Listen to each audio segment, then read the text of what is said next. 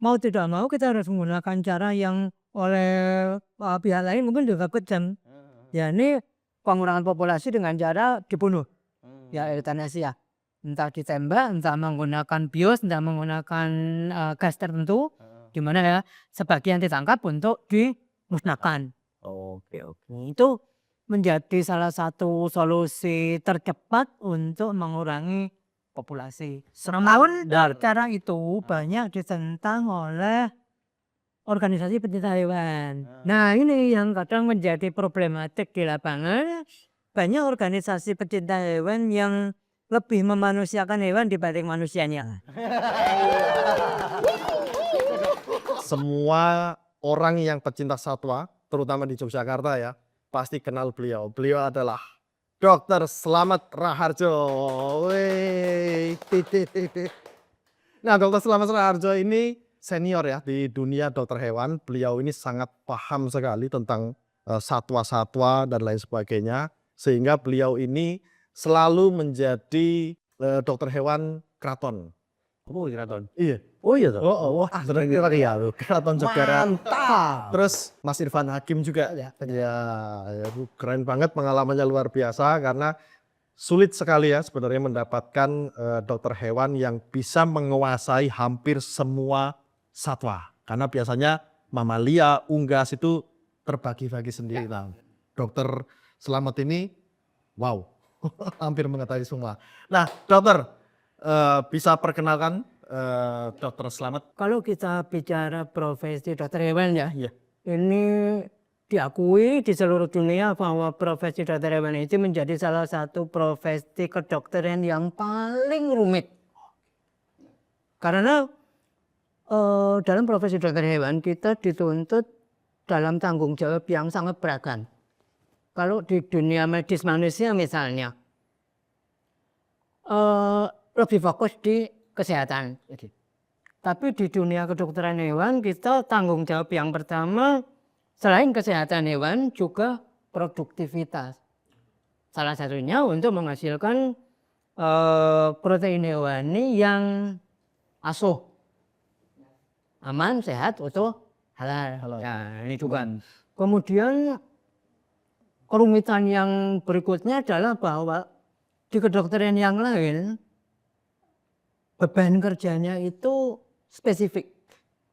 Dokter manusia misalnya pasiennya itu dari indel-indel sampai ondel-ondel satu spesies. Dari bayi sampai manula. Nah, itu maksudnya. Homo sapien kabeh. Dari bayi sampai manula itu semua sama.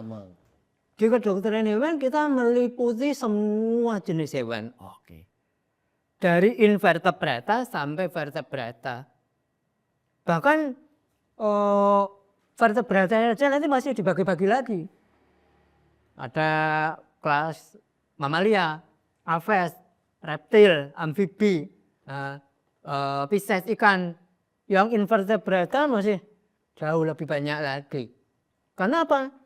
Setiap orang yang memelihara hewan ketika hewannya bermasalah itu tahunya dibawa ke dokter hewan. Tanpa tahu bahwa dokter hewan itu belum tentu paham semuanya. Nah, ini juga termasuk nanti di dalam prakteknya nanti akan ada semacam spesialisasi. Meskipun spesialisasi itu belum menjadi satu program resmi dalam penggodokan ya. Untuk di kedokteran manusia ada spesialisasi berdasarkan sistem organ, misalnya kulit, kelamin, jantung, penyakit dalam dan sebagainya. Di kedokteran hewan belum ada, tetapi ada peminatan di mana kita bisa fokus untuk pada salah satu apa yang kita minati. Namun tetap saja bahwa ketika kita belajar untuk menjadi seorang dokter hewan itu semua harus dipelajari. Apa Muhammad harus mempelajari anatominya ayam, ikan, ular, kemudian anjing, kucing, sapi, sama-sama herbivora. Kuda lambungnya tunggal, sapi lambungnya jamak. Sama-sama burung, ada yang pemakan bijian, ada yang pemakan daging. Itu sudah anatomi fisiologinya semua berbeda. Cuma betul-betul kalau yang dasarnya tidak kuat, pecah sudah katanya. Jadi materi yang dipelajari super banyak. Dan itu butuh waktu untuk S1. S1 itu 4 tahun atau 8 semester. Yang kalau saat ini semua sudah disusun dalam sistem paket yang tiap semesternya sudah jelas, sehingga rata-rata 90% mahasiswa akan bisa wisuda sarjana pada akhir tahun keempat. Kemudian setelah itu baru memasuki masa profesi. Jadi setelah wisuda sarjana kemudian masuk masa profesi atau koasistensi. Nah ini butuh waktu sekitar 12-14 bulan. Kalau di FKH UGM itu akan melalui 7 stase. 7 stase itu 7 koasistensi. Koasistensi dinas, kemudian koasistensi diagnosa laboratoris, dinas dan kesehatan masyarakat laboratoris, kemudian koasistensi bedah dan radiologi, koasistensi interna hewan besar, koasistensi interna hewan kecil, dan koasistensi diagnosa laboratoris. Satu lagi manajemen rumah sakit. Jadi total ada 7, masing-masing 8 minggu.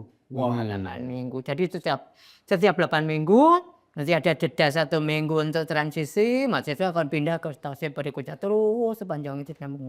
Jadi dari satu-satu dia harus misalnya di koasistensi diagnosa laboratoris harus mempelajari semua hal yang berhubungan dengan laboratorium sampai ke diagnosnya. Besoknya misalnya pindah ke koasistensi bedah. Harus mempelajari tentang bedah. Dalam waktu 1 minggu harus mengubah pola otaknya, itu juga betul-betul dibutuhkan satu komitmen ya untuk bisa mempelajari semuanya. Sementara untuk bisa lulus menjadi dokter hewan harus lulus untuk semua stase. Woi. Bro, umat orang sudah. Untungnya ada dokter hewan ya. Mending bercocok tanam ya. Kenapa profesi dokter hewan dianggap paling rumit dibanding ke dokter yang lain, Bah, nek sing di antara tadi jenengan cerita, sing paling rumit itu hewan opo? Tidak ada, karena kita Sama semua. global. Ya, jadi kalau kita masih di tahap S1 dan profesi, itu wajib semua dipelajari. Iso ora iso pokoknya kudu lulus. Nah, caranya ya pokoknya asal lulus aja. Kalau lulus berarti memenuhi syarat untuk dinyatakan lulus. Tapi nanti ketika kita sudah lulus dokter hewan, di prodi sekarang yang ada untuk di Indonesia S2 S3. Yang S2 dan S3 kita bisa memilih prodi yang lebih spesifik. Nah, jadi misalnya di S2 ada yang khusus unggas, ada yang khusus klinik, ada yang khusus bedah. Nah, nanti di S3 lebih spesifik lagi yang lebih ke spesialisasi. Nah, ini untuk program spesialis Perhimpunan Dokter Hewan Indonesia. Jadi Perhimpunan Dokter Hewan itu asosiasinya dokter hewan di Indonesia. Kemudian ada Asosiasi Fakultas Kedokteran Hewan Indonesia, AFKHI, itu asosiasinya semua fakultas kedokteran hewan yang ada di Indonesia. Kemudian ada lagi ARSHI, Asosiasi Rumah Sakit Hewan Indonesia. Nah ini ketiga institusi ini sekarang baru menggodok untuk melahirkan program spesialis. Ada beberapa program yang sudah disepakati, ada 6 kalau tidak salah, penyakit dalam, bedah, reproduksi, kemudian kesehatan masyarakat, dan lupa lagi yang 2 aja. Tapi sudah ada yang disepakati. Namun sampai hari ini belum dipastikan karena akan dimulai kapan, karena masih membutuhkan sarana dan prasarana yang harus dipersiapkan. Karena di program spesialis ini betul-betul spesifik, sehingga harus sarana dan prasarananya harus benar-benar qualified, dalam artian untuk mendukung pendidikan spesialis yang sangat khusus itu dibutuhkan juga sarana dan prasarana yang sangat khusus. Itu yang kita belum bisa memastikan apakah 2025 atau 2026 atau kapan apa mulai itu belum belum ada info. Jadi Nek spesialisnya jenengan apa? Nah S3 nih. yang kalau saya S3-nya kemarin klinik. Ya, karena kebetulan saya kan dari departemen ilmu penyakit dalam yang merupakan bagian dari klinik. Nah, kalau kita di S3 untuk klinik kebetulan saya special interestnya itu exotic animal medicine. Exotic Animal Medicine. Itu, nah jadi gini, di dunia kedokteran hewan itu special interest, ada beberapa special interest. Yang pertama small animal. Small animal itu special interest yang hanya mengurusi just canine and feline. What? Jadi hanya anjing dan kucing. Jadi Small animal only anjing and kucing. hewan kecil atau small animal dalam dunia kedokteran itu merujuk pada anjing dan kucing saja. So, ada insekta, tengu terus. Apa jenenge? Beda ya. Jadi small animal itu kalau di veterinarian hanya anjing dan kucing. Kalau small animal adalah production animal. Apa? Production animal atau farm animal. Nah, jadi hewan-hewan produksi atau hewan farm. Oke. Ini semua hewan yang dipelihara untuk diambil produksinya. Oke. Langsung ternak. Susu, daging, telur, termasuk tenaga. Iya. Seperti kuda misalnya. Jadi nanti kemudian yang ketiga companion animal. Hewan-hewan kesayangan, companion. Oke, companion. Hewan sayang ini hewan-hewan yang dipelihara untuk kesenangan. Nah, kemudian ada lagi laboratory animal. Oke.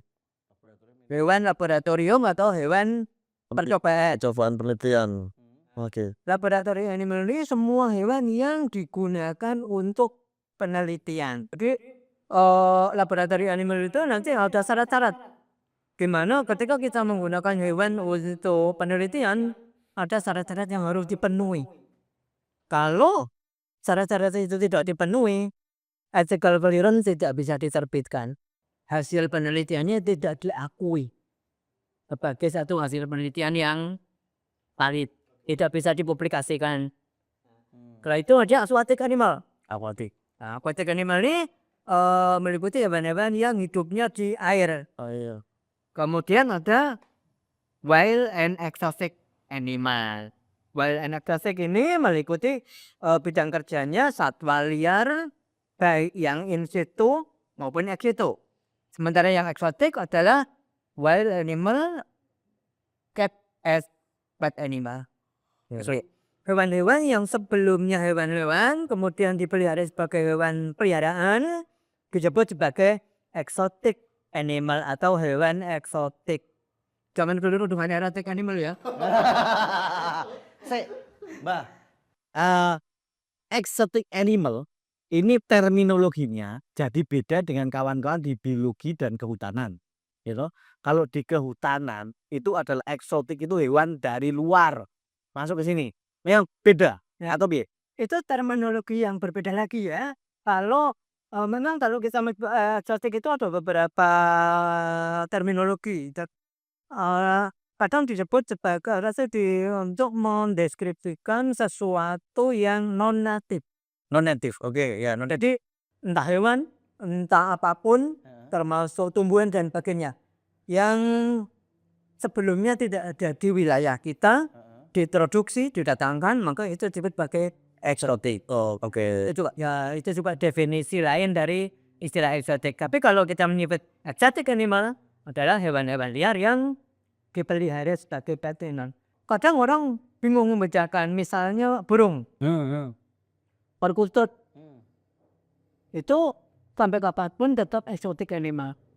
Kita mudah sekali membedakan exotic animal dan domestic. Domestic animal atau hewan Cina itu adalah ketika hewan itu kita lepaskan dari kandangnya, keluar kandang, jalan-jalan, cari makan. Kalau domestic animal bisa pulang ke kandangnya lagi. Sore masuk kandangnya nanti ayam kampung. Ayam. Dilepas. Jalan cari makan, sore masuk kandangnya sendiri. Oke. Tapi kita punya ayam hutan misalnya, meskipun sudah dipelihara 5 tahun, suatu ketika lepas, bablas terbang. Itu eksotik. Burung perkutut dipelihara 20 tahun, suatu ketika pintunya tidak terkunci, berat. apa, terbang, lepas ya sudah langsung say goodbye. Nah itu eksotik. Eksotik. Meskipun sudah kita pelihara tetap sifat liarnya masih Iya. dominan. Nah, itu. Nek ono eksotik berarti ada enggak insotik ya bro? Iya. Nah, karena kan Eksotik. X dari luar, in dari dalam. Nah, alright, insotik. Nah, itu kan artinya nanti ada satu kondisi di mana hewan eksotik yang dipelihara kalau kemudian betul-betul menjadi jinak dalam artian dia mampu beradaptasi menjadi domestik. Oh. Jadi kalau kita punya hewan peliharaan yang sebelumnya itu hewan liar, misalnya musang, awalnya baik kita pelihara jadi eksotik, tapi kemudian karena perlakuan kita dia menjadi percaya kepada kita. Ketika kita lepas dia mau kembali ke kita lagi. Nah lama-lama jadi domestik. Domestik. Nah itu ya, jadi semua hewan domestik awalnya juga pasti diawali dengan domestikasi dari wild menjadi eksotik, kemudian baru menjadi domestik. Nah, jadi kira-kira seperti itu cakupan ngerjangin No. seperti itu. Iya. Nah kebetulan saya special interestnya di wild and exotic. Wah ya. Kebetulan saya juga menjadi salah satu pendiri Asosiasi Dokter Hewan Satwa Liar, Akuatik dan Hewan Eksotik Indonesia. Woi. Mantap. 2000. Oh 2000. Udah kepo ora Bu sing terkait dengan akuatik itu ya hanya dari ikan atau ano? Iya jelas. Iki secara kayak kepo. Terus iki Jadi asosiasi kita meliputi dokter hewan yang bekerja di satwa liar, baik di PKSDA, di kebun binatang, di taman satwa, di sanctuary dan sebagainya. Kemudian dokter-dokter hewan yang bekerja di sektor akuatik, hewan ini termasuk marine mammal. Kita juga ada timnya untuk marine mammal, flying vet yang siap membantu kasus-kasus mamalia terdampar. Kemudian eksotik, ya jadi eksotik ini karena pada saat saya kembali ke fakultas dulu lulus tahun 95, jadi sudah termasuk generasi tua ini kan. Belum lahir. Abusi lari 89. Saya lulus tahun S1 94, dokter hewan 95, kemudian sempat bekerja di swasta. Tahun 99 kembali ke fakultas. Saat itu saya melihat bahwa di fakultas belum ada satupun dosen yang interest di exotic animal market. Padahal pada saat itu di Amerika booming. Sehingga kemudian saya memberanikan diri untuk fokus di bidang itu, mengikuti pelatihan khusus dan sebagainya sampai buat mata kuliah juga, mata kuliah yang khusus berhubungan dengan satwa liar dan hewan eksotik. Jadi salah satunya mata kuliah manajemen kesehatan hewan eksotik dan satwa liar, itu saya yang di satu-satunya yang tadi UGM Fakultas Kedokteran Hewan lain belum ada. wah, just Minum dulu dok. Ya, Minum dulu. Monggo Oktono. welcome to biar bisa. Iya monggo. Dok, aslinya dari mana? Saya lahir di Kebumen, Jawa Tengah. Oke. Nah, dari kecil tapi kebetulan bapak juga asli Kebumen tapi ibu asli Malang. Oh, Ya, jadi kemudian sempat kecil di Magelang, kemudian balik ke Kebumen, kemudian SD, SMP, SMA saya di Kebumen. Kemudian kuliah di Jogja. tahun berapa? Kuliah? Ya, masuk kuliah tahun 88. Oh, lahir. Kata belum. Setelah kebetulan pilihan saya Fakultas Kedokteran Hewan UGM waktu itu. Jadi waktu itu masih apa ya sih Penmaru. Pengaruh sih. Nanti kita mengikuti ujian yang kalau IPA boleh 2 pilihan, IPJ boleh 3 pilihan. Waktu itu saya ambil IPJ, pilihan pertama UGM, pilihan keduanya Fakultas Biologi, pilihan ketiganya Fakultas Peternakan Undip. Tapi kebetulan dilalahnya malah nyantol yang di dokter ini. Pilihan satu bro. Nah, sejak kapan? Tahun berapa jadi dokter hewan? Kalau saya menganggap sebagai garis darah, artinya flashback ke masa kecil saya. Jadi rumah bapak saya, kemudian rumah tetangga satu, sampingnya lagi rumah adiknya bapak saya bule. Waktu balita saya itu sering diculik bule saya. Pagi-pagi udah sering diculik. Kemudian di kampung itu masih kebun-kebun masih banyak. Jadi waktu saya gede mulai SD itu bule saya itu sering cerita. Kami itu waktu kecil kalau hilang dari pengamatan itu masuk kebun. Terus entah tanaman di kebun banyak mungkin waktu itu ada ganyong dan macam-macam. Kata bule saya itu nanti kalau saya balik itu pulang bro pegang ular. Wow. Saya juga nggak ikut loh masih balita. Tapi dengan kondisi itu membuat ketika saya sejak kecil selalu memelihara hewan, selalu punya hewan peliharaan itu menjadi sesuatu yang tidak dianggap aneh.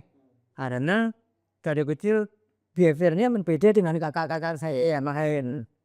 Yang hewan-hewan yang lainnya orang lain takut, tapi saya nggak takut. Dari kecil ya, artinya itu. Nah ternyata itu membuat jiwa untuk menolong kan, yang kemudian semakin kuat sehingga ketika SMA saya memilih jurusan A2 waktu itu biologi ya, yang kemudian lebih memudahkan untuk masuk di Fakultas Kedokteran Hewan. Di Fakultas Kedokteran Hewan pun saya merasa dalam proses perjalanan studinya itu sangat enjoy. Karena bidang yang kita pelajari, yang dipelajari itu adalah bidang yang memang kita sukai. Oke. Ya, sehingga tidak merasa beban, bahkan sering bolos. Kalau ingat zaman kuliah dulu itu hampir tiap semester ada minta ujian susulan karena pas ada ujian pas tidak bisa bolos. Jadi namun alhamdulillah semua bisa berjalan. Nilai ya rata-rata lah, kita tidak mentargetkan satu nilai yang muluk-muluk, yang penting lulus baru itu namanya juga masih pola pikiran anak dewasa. Sampai sekarang itu membuat saya mampu untuk menghandle hampir semua jenis hewan. Ya, jadi yang domestik misalnya. Jadi banyak dokter hewan yang fokus atau hanya mampu menghandle jenis hewan tertentu. Misalnya hewan besar, sapi, kambing dan sebagainya. Ketika disuruh anjing kucing angkat tangan. Oke, betul. Terus dia fokus di small animal anjing kucing. Ketika dapat pasien burung angkat tangan. Betul. Yang lain lagi juga ketika dapat pasien ikan, pasien ular malah lari misalnya. Ya, ini juga. Tapi alhamdulillah saya mampu menghandle semua jenis hewan, baik dari aspek yang paling penting sebetulnya bagi seorang dokter hewan adalah bagaimana kita menghandle hewan itu untuk dilakukan pemeriksaan. Itu bagian tersulit. Karena pemeriksaan akan menjadi dasar untuk menemukan diagnosa. Oke. Dan diagnosa menjadi dasar untuk terapi atau pengobatan. Bagaimana kita akan bisa memberikan obat kalau tidak bisa memeriksa hewannya? Betul. Kalau tidak memeriksa hewannya membuat diagnosa, bukan dokter tapi dukun. Ya. Jadi ini bagian tersulit, apalagi ketika kita ketemu hewan liar, hewan eksotik yang kadang menggigit, mencakar, membelit, untuk yang termasuk yang venomous bisa membahayakan nyawa. Nah itu juga menjadi bagian yang betul-betul perang mental bagi seorang dokter hewan untuk menangani pasien yang bukan bagian dari spesifikasinya. Paling parah resiko yang pernah dialami apa? Paling parah resiko kait apa sing pernah dialami? Venomous atau hewan liar? Nah, gelaranya tuh dari kecil sering bermain ular juga sering kegigit ya. Dan singkat sebulan saya dulu kalau kegigit ya cuma nangis sebentar, habis itu lagi teteh. Jadi pesan moral dari Mbak Slamet, Sering-sering digigit. sering-sering digigit, Terus sering-sering bolos. Jadi sering-sering bolos jadi menguasai semua ilmu hewan. Nah itu paling parah. Oh, apa itu, Bo? Ya, iya, natural aja itu seperti itu ya. Karena kebetulan untuk di hewan seperti anjing, saya sempat membantu unit satwa Polda DIY ya, Pak 9-nya Polda DIY dari tahun 2000 sampai 2014, 14 tahun. Kanit satwanya yang pertama bolak-balik ganti itu bercerita paling sulit mengundang dokter hewan untuk mengobati anjing-anjing pelacak. Karena anjing-anjing pelacak adalah anjing-anjing yang terlatih dan biasanya selalu waspada dan agresif pada orang yang baru ketemu atau baru dikenal. Tapi alhamdulillah selama saya 14 tahun membantu di sana belum pernah tergigit. Mau. Jangan ya. Dijagain aja. Triknya apa triknya? Dulu di unit Polda DIY ada satu anjing pelacak Rottweiler. Saya lupa namanya. Tapi anjing itu super agresif. Bahkan pawangnya sering digigit. Kalau anjing itu sakit, dalam kondisi sakit, untuk nyuntik anjing itu butuh orang minimal 4 orang untuk megang anjing itu baru bisa disuntik. Itu satu-satunya anjing yang paling agresif yang pernah saya tangani. Tapi alhamdulillah saya juga kadang pas terpaksa hanya ada satu pawang ya tiap kali bicara ini. Tapi alhamdulillah selama ini tidak pernah tergigit. Itu juga sampai beberapa kolega dokter hewan di tempat praktek, misalnya di dokter di Kayu Manis, kemudian di Kaliko, setiap ada pasien-pasien yang super galak, bukan cuma hewan liar, bahkan kucing, kadang kalau dia eksitasi itu dia stres, tiba-tiba bisa super galak. Jadi dia di atas meja, begitu tangan kita mendekat, kadang bahkan lompat. Langsung melompat ke pucangnya nyakar gitu dan begini. Nah itu selama ini kalau ada kasus-kasus seperti itu akhirnya saya yang harus mengendal ya, dan alhamdulillah biasanya bisa ditangani. Memang butuh kesabaran karena hewan ketika sudah eksitasi dia bawaannya curiga dan defensif. Nah defensif ini yang menjadi bahaya kalau kita melakukan gerakan yang dianggap provokatif, dia akan menjadi menyerang. Kalau yang punya galak, Kalau yang punya kayak, nah itu bisa boleh. Dok. Ini juga, tapi betul loh ada yo. Jadi tipe karena kita nih sulitnya juga di dokter hewan. Kalau dokter manusia hanya menghadapi pasien. Dokter hewan menghadapi pasien dan klien. Sering kita mendapatkan pasien yang galak. Kliennya jinak. Tapi sering juga mendapati pasien yang jinak, kliennya galak. Nah, kalau ada mbak yang galak, siap. ya, jadi nah ini nanti otomatis kita membutuhkan ilmu komunikasi yang lebih intens. Jadi kita harus bisa seperti semacam psikolog ketika harus berhadapan dengan klien-klien, karena klien yang sudah dalam kondisi emosi itu biasanya sulit sekali untuk diajak diskusi. Meskipun kita menjelaskan sesuai dengan kondisi ilmiahnya. Misalnya satu kasus hewan dibawa dalam kondisi sudah sekarat. Beliau datang, "Dok, ini anjing saya pokoknya segera ditolong ya." Nggak mau antri, harus pulangnya langsung. Padahal kalau kita di biasanya sesuai antrian. Tapi kalau emergensi bolehlah kita langsung. Nanti sudah baru periksa, udah ngoceh lagi, "Dok, pokoknya harus sembuh ya, harus hidup, nggak boleh mati." Lah kita bukan Tuhan. Kalau sudah dari nah iya udah mati biar lagi. Tapi klien-klien seperti itu kita menjelaskan bagaimanapun dia tidak bisa menerima. Nah jadi kalau dilalanya kemudian tidak tertolong, biasanya ngamuk. Semua orang yang ada di klinik dimarahi. Nah itu kita harus memposisikan seperti psikolog untuk mampu berkomunikasi sampai akhirnya dia bisa memahami bahwa hewan yang punya nyawa itu suatu ketika akan mati. Jangankan yang sakit, mau yang sehat tiba-tiba mati juga banyak.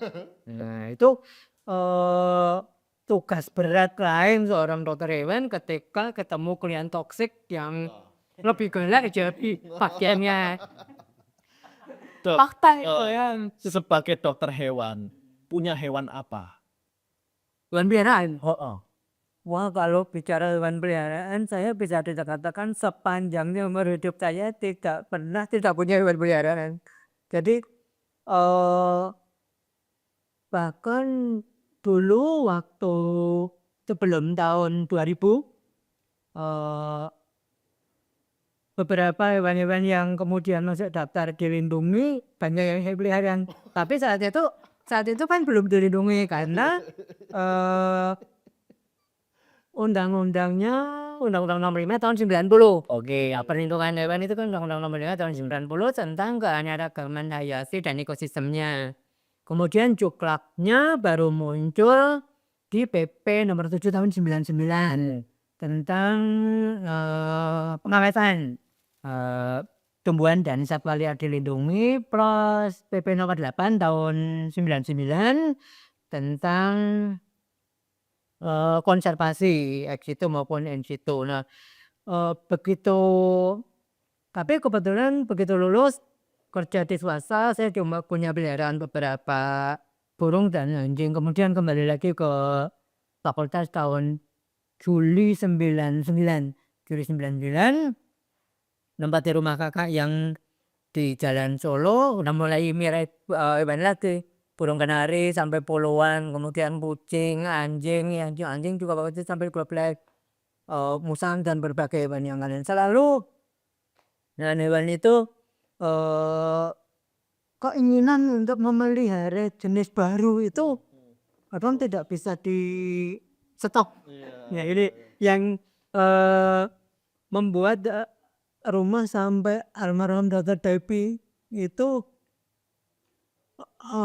komentar ini rumahmu kamarmu cuma 3 tapi hewannya malah jauh lebih banyak dari rumah yang ada penghuni rumahnya. Dan sampai sekarang pun seperti itu di rumah masih ada kucing, ular, kemudian ikan, burung, ayam, puyuh dan berbagai hewan lain yang selalu ada dan populasinya selalu lebih banyak daripada manusianya. Strategi nih. Tuh, jadi strategi nih karena nih hewannya banyak, jenengan sibuk kemana-mana. Ah, kuwi ben tetep stok pakan dan sebagainya tetep piye itu. Nah, ini salah satu problematika seorang dokter hewan yang hobi memelihara hewan sekaligus punya tanggungan pekerjaan di berbagai tempat. Kadang bahkan harus keluar kota atau bahkan keluar pulau yang butuh waktu beberapa hari. Nah, untuk itu mengapa saya piaraan terbanyak itu reptil. Karena reptil terutama ular merupakan hewan-hewan yang memiliki metabolisme yang unik, di mana satu kali makan bisa bertahan beberapa minggu sampai beberapa bulan.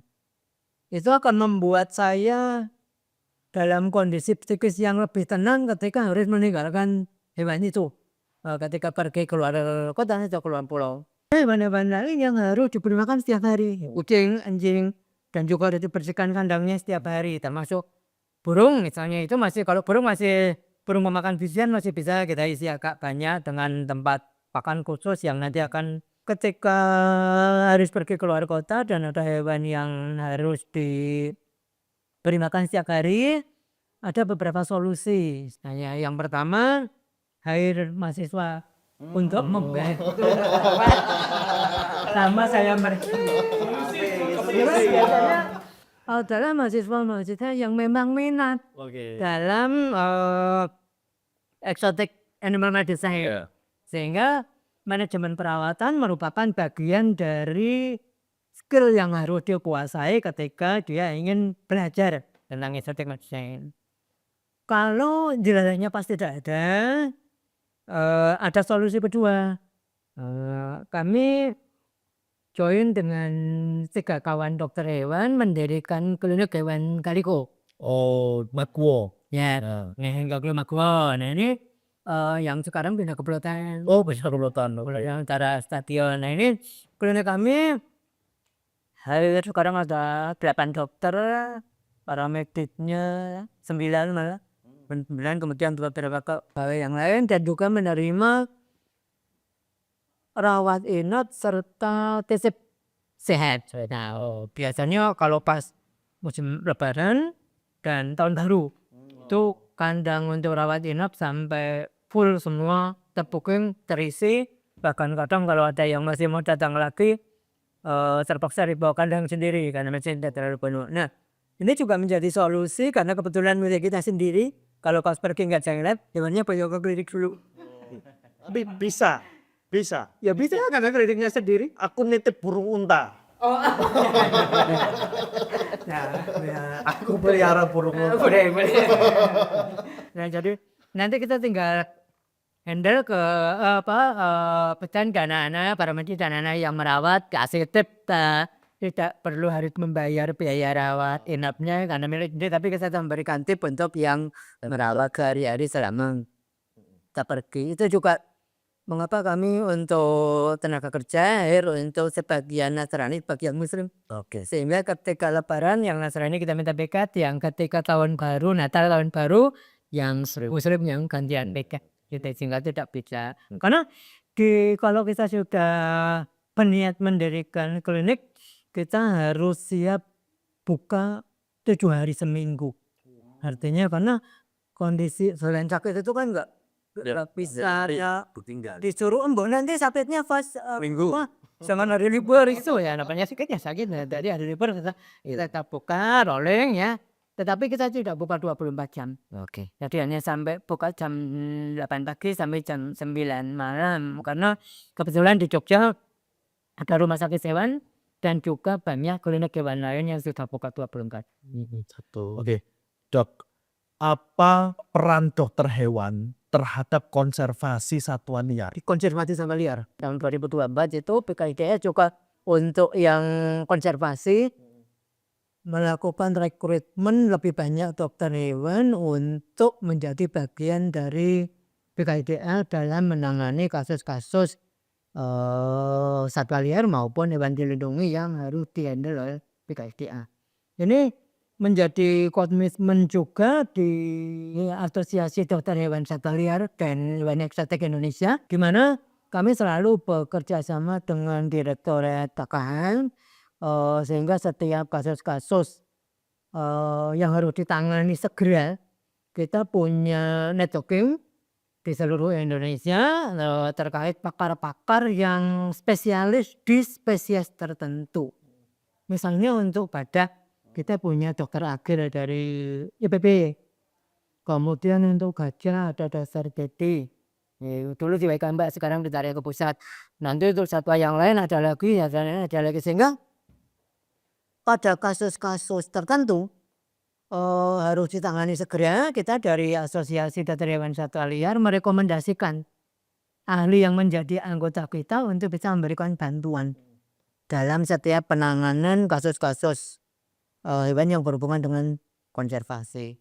Nah, di pihak lain karena konservasi itu juga cakupannya sangat luas, baik in situ maupun ex situ. Kami juga berkomitmen untuk selalu menyelenggarakan continuing education. Ya, continuing education ini satu tahapan pendidikan berkelanjutan yang ditujukan khusus untuk dokter hewan yang berkecimpung atau minat dalam dunia satwa liar dan konservasi. Nah, jadi setahun bisa 2-3 kali kita selenggarakan dari asosiasi, dari yang level basic sampai advanced. Juga spesies-spesies tertentu berdasarkan permintaan dari anggota di lapangan. Oke. Ya, karena mengingat untuk yang satwa liar dan eksotik basic yang diberikan di fakultas kecuali yang FKUM ya itu sangat minimal, sehingga ketika mereka terjun di lapangan banyak yang blank. Nah, pelatihan-pelatihan itu akan sangat membantu bagi kolega yang misalnya kalau di BKDA ya misalnya rekrutmen itu kan bukan lowongan untuk dokter hewan, yang melamar cuma dokter hewan. Belum tentu yang semua memiliki interest di satwa liar. Tapi begitu diterima, Harus ternyata job desk-nya dia ditempatkan yang berhubungan dengan satwa liar. Nah, kalau tidak mengikuti pelatihan-pelatihan, dia akan dalam tanda kutip kebenar-benar untuk menjalani pekerjaan sehari-harinya. Nah, ini ternyata pelatihan-pelatihan semacam itu menjadi satu momen yang ditunggu-tunggu oleh kawan-kawan kolega di lapangan untuk bisa menimba ilmu lebih rinci, lebih detail terkait eksotik maupun wild animal medicine. Jadi kita komitmen untuk membantu konservasi satwa liar di Indonesia menjadi salah satu prioritas yang tetap kita utamakan. nek kasus satwa liar konservasi di Yogyakarta atau sekitarnya sing paling heboh viral beberapa waktu ini apa? Sing paling menarik perhatian kita ini kira-kira apa? Kasus satwa liar Di lapangan di Jogja, terutama di Jogja. tinggi. Tentang apa? Saya itu kadang sering tidak habis pikir. Jogja itu kan kota pendidikan, kota pelajar yang jumlah universitasnya banyak. Tingkat pendidikan masyarakatnya mungkin rate-nya tertinggi di Indonesia. Namun dalam aspek kepatuhan hukum rendah. Di perempatan jalan lampu merah, ya kalau merah selalu saja saya rapot. Di hewannya juga sama. Di Yogyakarta ini bahwa individu yang memelihara satwa dilindungi tanpa dokumen. Babi. Ya. Karena saya sering diminta untuk menangani ketika hewan-hewannya bermasalah dengan kesehatan. Itu jumlahnya banyak sekali. Dari ikan, reptil, amfibi nggak banyak ya, nggak terlalu banyak. Kemudian aves, mammal, primata dan lain itu bukan sedikit, banyak. Ya. Dan itu membutuhkan satu komitmen kita sebagai dokter hewan yang juga memiliki komitmen untuk legalitas satwa yang kita pelihara. Bagaimana kita bisa memberikan edukasi kepada pemilik hewan seperti itu. Ini bagian yang tidak mudah. Karena banyak orang yang apatis terhadap legalitas hewan-hewan yang dipeliharanya, baik yang dilindungi maupun yang tidak dilindungi. Ini jadi setiap kali datang kita harus berkomunikasi dulu secara peran. Tidak bisa sekali dua kali kemudian dia mau mengakui bahwa itu melanggar hukum. Kemudian mau sukarela menyerahkan hewannya ke yang berwenang. Ini BKD aja itu. Sehingga banyak kasus hewan-hewan yang dipelihara yang dilindungi karena sesuatu sebab bukannya diserahkan ke yang berwenang kemudian dibuang atau dilepaskan Buaya. buaya kemarin itu ada bahaya ya. Saya sembuh ini yang itu. Buayanya ojo rene. Dan itu kemudian menjadi alien invasive species atau IAS. IAS ini menjadi satu problematika tersendiri di hampir seluruh negara di dunia, bukan cuma di Indonesia. Australia misalnya kucing itu menjadi kelinci yang bersaing dengan domba dan ternak pemakan rumput serta kanguru. Di sisi lain dia sering membuat terowongan di bawah jalan, membuat jalan. Nah ini juga itu semua hampir semua negara sekarang baru problem terkait invasive alien species baik hewan maupun tumbuhan. Kucing bro, kalau kucing bro, kucing domestik yang kemudian sekarang jadi feral cat. Nah ini udah jadi mulai ada problem. Nah menurut jenengan ini bagusnya seperti apa? Nah ini feral cat ini menjadi problem di seluruh dunia kecuali negara-negara dekat kutub. Jadi banyak orang yang memiliki persepsi yang keliru tentang feral cat. Kalau kita memahami behaviornya, kucing adalah hewan yang sangat mandiri. Sehingga feral cat itu secara natural dia akan mampu bertahan hidup dengan mencari Makan sendiri. Namun banyak orang yang dengan alasan kasihan memberikan makan. Oke. Tooth feeding. Tooth feeding ini bagaikan pisau bermata dua. Karena akan membuat feral cat itu menjadi tergantung pada manusia. Oke. Dan ketika tergantung pada manusia, dia tingkat reproduksinya akan menjadi lebih tinggi. Malah tinggi. Survival rate anaknya menjadi lebih tinggi. Berbeda dengan ketika di alam. Di alam, beranak di alam itu harus memberi makan anaknya, bersaing dengan predator. Sehingga misalnya lahir 4 yang bisa sampai dewasa misalnya 2. Tapi begitu kita memberi makan, lahir 4 hidup semua. Oke. Populasinya meludak. Nah, tapi gini dok, kalau di alam tanpa dibantu feeding, nah dia akan berisiko memunahkan populasi satwa liar yang lain nggak, seperti di Australia misalkan. Jelas. Jadi seekor kucing itu, bahkan kucing peliharaan, dalam 1 tahun bisa membunuh berbagai hewan dalam jumlah sampai ribuan. Bukan hanya tikus, burung ada, kemudian hewan-hewan lain semua yang termasuk serangga segala macam, yang apapun hewan yang bergerak, bahkan kadang hanya dibunuh tidak dimakan. Iya, ketika overpopulasi akan sangat berbahaya dari segi konservasi, terutama yang berkaitan dengan keseimbangan ekosistem.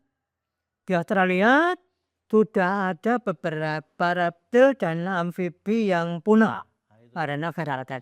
Terus kemarin saya belum lama membaca satu artikel, satu pulau hanya butuh waktu kurang dari 50 tahun dari kucing pertama diintroduksi untuk membuat 1 spesies burung punah dari pulau itu. Ini karena kalau di alam, apalagi wilayah yang sebelumnya tidak ada kucing, hewan-hewan endemik di situ itu tidak pernah merasa kucing sebagai musuh atau sebagai predator. Karena sebelum secara historis, secara turun temurun tidak ada memori tentang musuh dalam kucing. Sehingga ketika kucing mendekat, hewan-hewan itu tidak kabur. Akhirnya lebih mudah ditangkap oleh kucing. Itu berlaku untuk semua hewan. Artinya ketika kita melakukan introduksi hewan tertentu, predator tertentu ke satu wilayah yang di situ sebelumnya tidak ada hewan itu, potensi untuk memusnahkan spesies lain di tempat baru lebih sangat tinggi. Jadi itu terus berlaku universal. Saran jenengan untuk kawan-kawan semua Ada seperti itu. harus seperti itu untuk feral cat Kontrol populasi. dengan apa? Tembak, kasih makan dia ular, aku senang dengan ular. Kalau jumlah populasinya sudah over, mau tidak mau kita harus menggunakan cara yang oleh pihak lain mungkin juga kejam. Ya ini pengurangan populasi dengan cara dibunuh, ya euthanasia. Entah ditembak, entah menggunakan bios, entah menggunakan gas tertentu, gimana ya, sebagian ditangkap untuk dimusnahkan. Oke. Itu menjadi salah satu solusi tercepat untuk mengurangi populasi. Namun cara itu banyak ditentang oleh organisasi pecinta hewan. Nah ini yang kadang menjadi problematik di lapangan. Banyak organisasi pecinta hewan yang lebih memanusiakan hewan dibanding manusianya. Dok, secara etik kedokteran hewan, euthanasia untuk feral cat dan sebagainya yang sudah mulai merusak itu boleh secara etik? Boleh. Jadi eutanasia itu kalau untuk pasien ya, kalau untuk pasien eutanasia itu diperbolehkan. Yang pertama, dengan syarat yang pertama sudah dipastikan bahwa diagnosanya adalah penyakit yang tidak bisa disembuhkan. Yang kedua, dengan tujuan untuk mengurangi atau mengakhiri penderitaan pasien. Yang ketiga, atas persetujuan klien. Ya, jadi pemilik. Jadi kalau ketika ini sudah terpenuhi, eutanasia dia dilakukan. Nah, kalau pada pasien, eutanasia harus dilakukan secara humanized eutanasia. Artinya eutanasia yang berperi kehumanan. Biasanya kita lakukan dengan cara pembiusan terlebih dahulu. Setelah dalam kondisi terbius, kemudian baru zat yang khusus untuk menghentikan jantung dan paru-paru kita masukkan. Jadi tidak ada rasa sakit karena diinduksi pada saat dia dalam kondisi tidak sadar. Nah, kalau pada satwa liar, termasuk feral cat, kemudian juga feral dog yang populasinya overpopulasi, biasanya penggunaan racun yang misalnya strychnine. Kemudian seperti di tadi waktu outbreak rabies beberapa tahun yang lalu, itu juga menggunakan strychnine, racun umpan ke sebenarnya nanti yang makan dalam hitungan beberapa menit akan mati setelah memakan obat beracun itu. Itu secara etik diperbolehkan dengan tujuan untuk kesejahteraan manusianya. Nah, kalau populasinya berlebih, potensi untuk menjadi sumber problem sosial. Sumber masalah kesehatan. Ya, pertama problem sosial. Kucing-kucing yang tidak berpemilik nanti dia buang kotoran di mana-mana. Bikin perang antara orang yang memelihara kucing tidak memelihara kucing dapat panenannya, yang memelihara kucing meskipun yang di sini bukan kucingnya dia akan tetangganya akan memarahi yang punya kucing. Problem sosial. Yang kedua kesehatan.